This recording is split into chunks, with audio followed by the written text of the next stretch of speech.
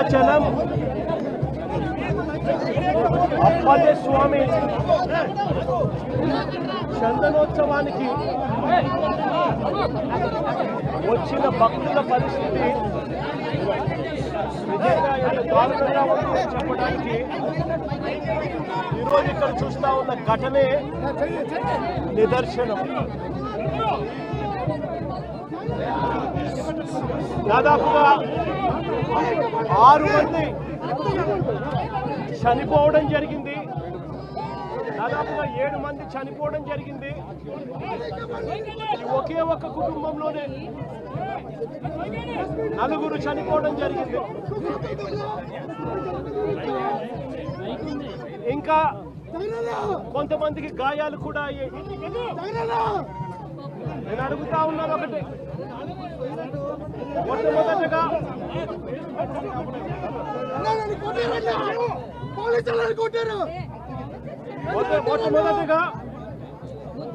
మొట్టమొదటిగా ఈ కుటుంబాలకు నా ప్రకారం సానుభూతి తెలియజేస్తా ఉన్నాను.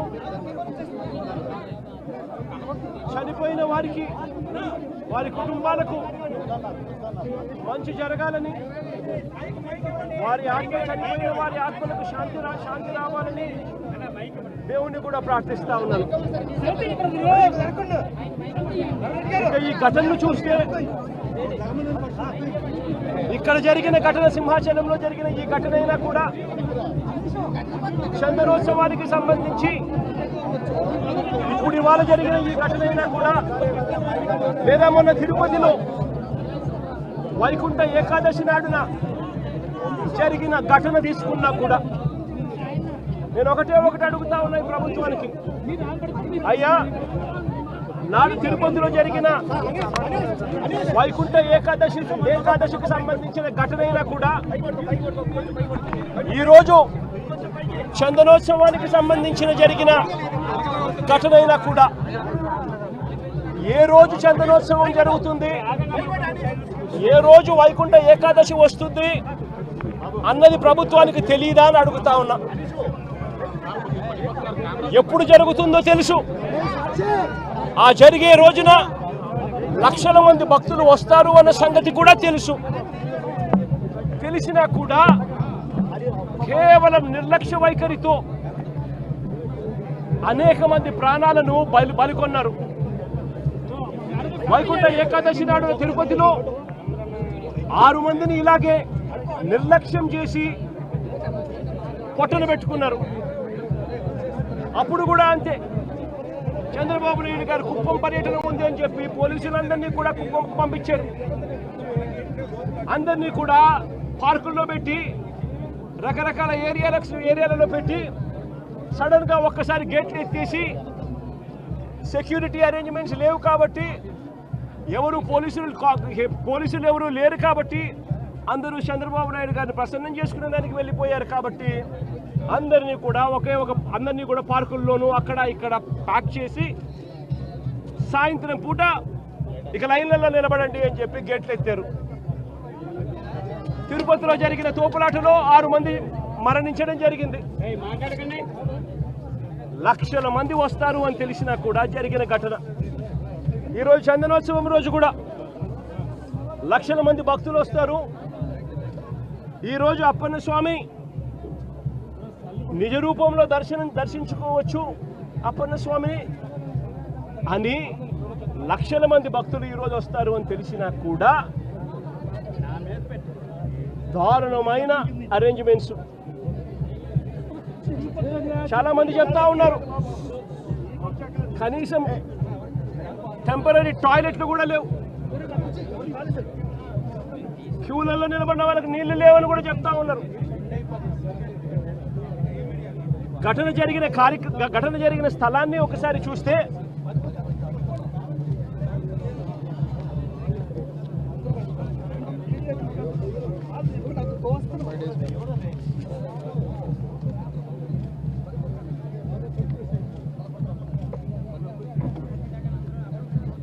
ఆరు రోజుల కిందట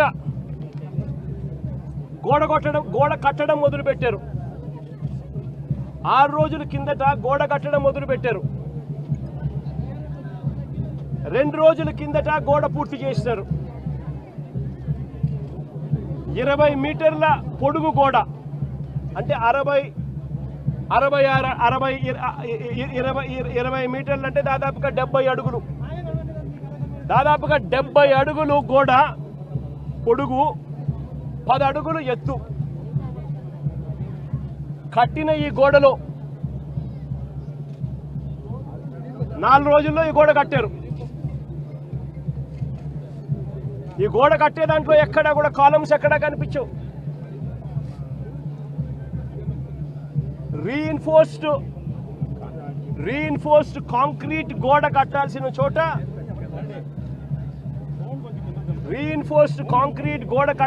చోట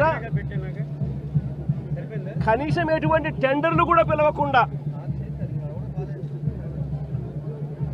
మంత్రులు పర్యవేక్షిస్తున్నారని అంటారు. 5 మంది కమిటీ సభ్యులు అంటారు, వస్తారు, పర్యవేక్షించినారు, చూసినారు, గోడ కట్టడానికి పర్మిషన్ ఇచ్చినారు. 6 రోజుల్లో గోడ కట్టారు. టెండర్లు కూడా పిలువకోకుండా కట్టేసేయండి అని చెప్పి కట్టేశారు. నేను అడుగుతా ఉన్నా,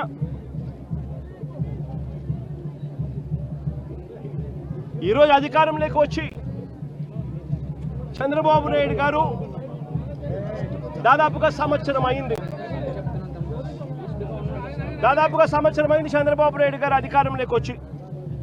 నేను అడుగుతా ఉన్నా చంద్రబాబు నాయుడు గారిని, చందనోత్సవం ఎప్పుడు జరుగుతుందో మీకు తెలియదా అని అడుగుతా ఉన్నా.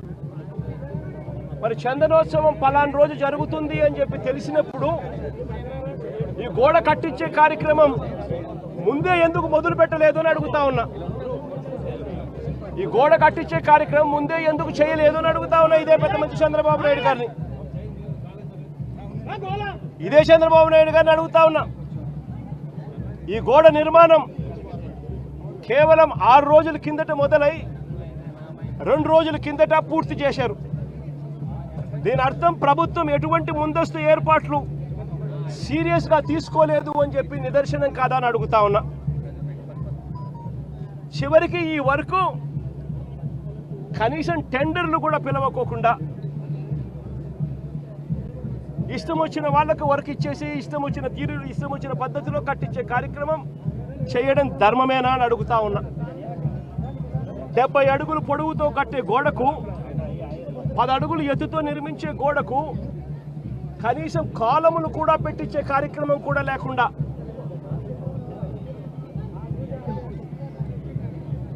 ఇటుకలతో, సిమెంట్ బ్లాక్స్తో, ఫ్లయాష్ ఇటుకలతో గోడ కట్టడం అన్నది ఏ రకంగా కరెక్టు అని అడుగుతా ఉన్నా. కనీసం కట్టే ఈ గోడను రీఇన్ఫోర్స్డ్ కాంక్రీట్తో అయినా కట్టాలి. రీఇన్ఫోర్స్డ్ కాంక్రీట్తో కట్టి దానికి వీప్ హోల్స్ కూడా పెడితేనే కాస్తో కూస్తో ఏ గోడైనా నిలబడుతుంది అన్న జ్ఞానం కూడా లేకుండా ఎలా కట్టారు అని అడుగుతా ఉన్నా. 2 రోజుల కిందటనే గోడ పూర్తయింది అని తెలుసు. 2 రోజుల కిందనే గోడ పూర్తయింది అని తెలుసు. వర్షం కూడా ముందు రోజు రాత్రి పడింది అని కూడా తెలుసు. మరి తెలిసినప్పుడు ఇన్ని లక్షల మంది క్యూలో గోడ పక్కనే ఎలా వాళ్ళు క్యూలో నిలబడేట్టుగా చేశారు అని అడుగుతా ఉన్నా ఇదే పెద్ద మనిషి చంద్రబాబు నాయుడు గారిని.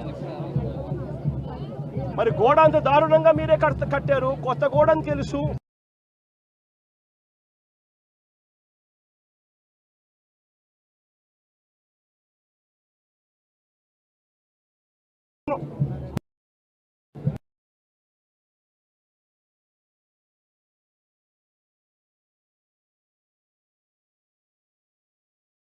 దర్శించుకునే సామాన్యుడు ఏమైపోయినా పర్వాలేదు అని చెప్పి పట్టించుకునే కార్యక్రమం ఎక్కడా కూడా చేయకుండా గాలి కొదిలేసిన పరిస్థితుల్లో ఈరోజు రాష్ట్రం నడుస్తూ ఉంది.